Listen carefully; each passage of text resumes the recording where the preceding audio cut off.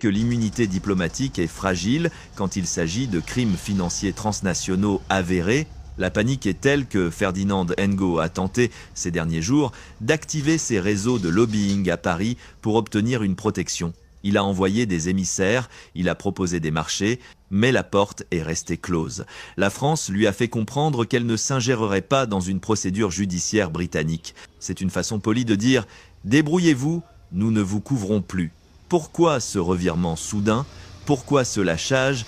Parce que l'affaire Glencore n'est pas juste une affaire de corruption, c'est une affaire de pillage des ressources nationales.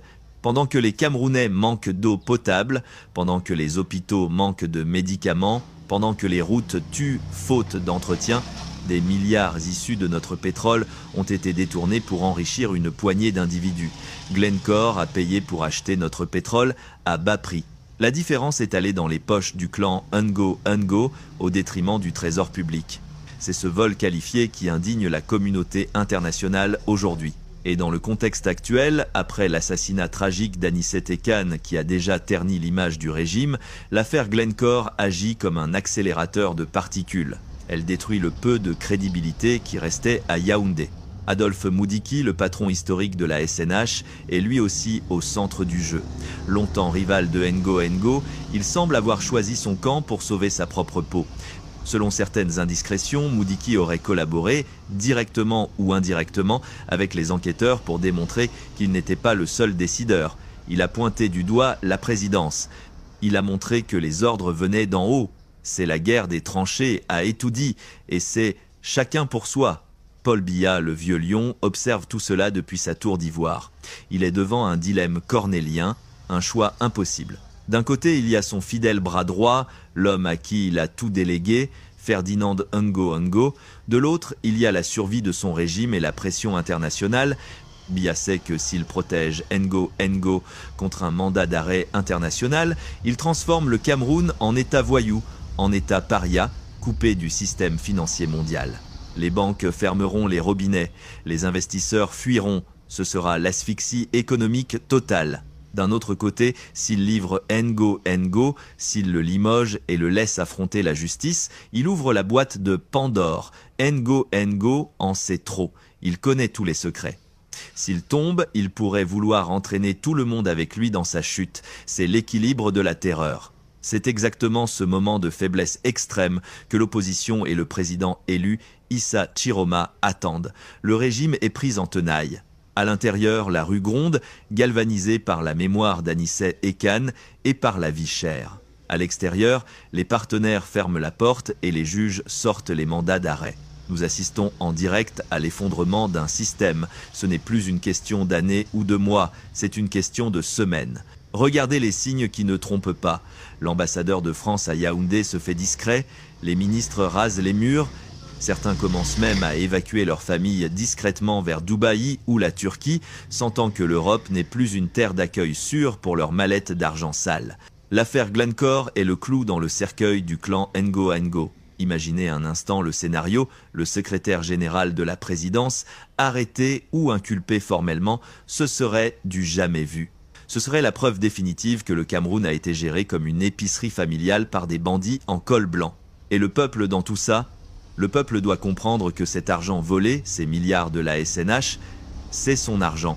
C'est l'argent qui aurait dû servir à construire des écoles pour vos enfants.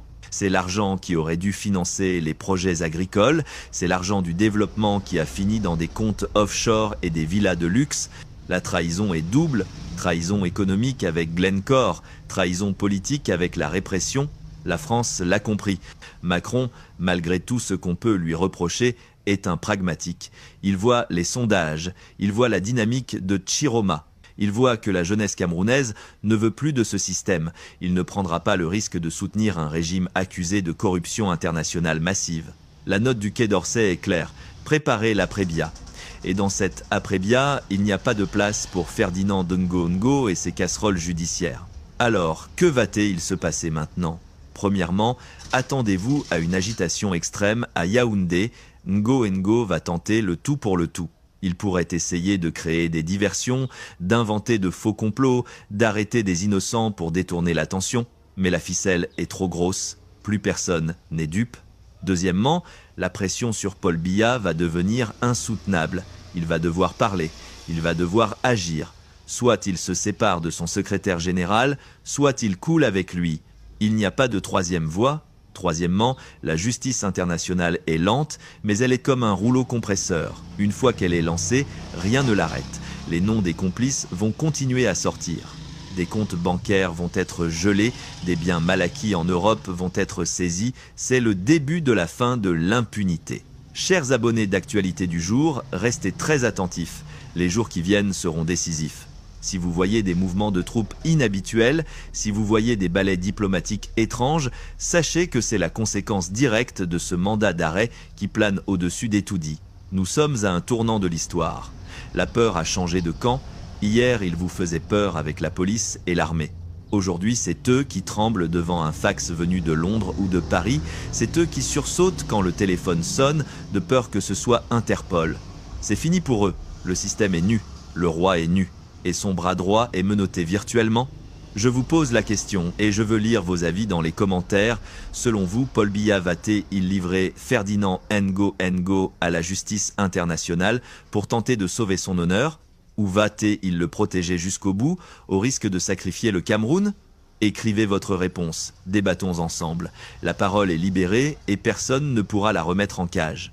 N'oubliez pas de partager cette vidéo, envoyez-la à vos familles, à vos amis, dans vos groupes WhatsApp. Tout le monde doit savoir que la France a lâché Biya et que l'affaire Glencore est en train de décapiter le sommet de l'État. C'était l'équipe d'Actualité du jour. Nous restons mobilisés, nous continuons l'enquête. La vérité est notre seule arme et elle est plus puissante que tous leurs milliards volés. À très bientôt pour une nouvelle révélation choc. Le combat continue. Comment tu peux aussi regarder une vidéo sans t'abonner? Abonne-toi! Surtout clique sur la cloche de notification. Ça, c'est la page de Buzz. Si tu veux être au courant des buzz et toutes les actualités au 237, abonne-toi et clique sur la cloche de notification.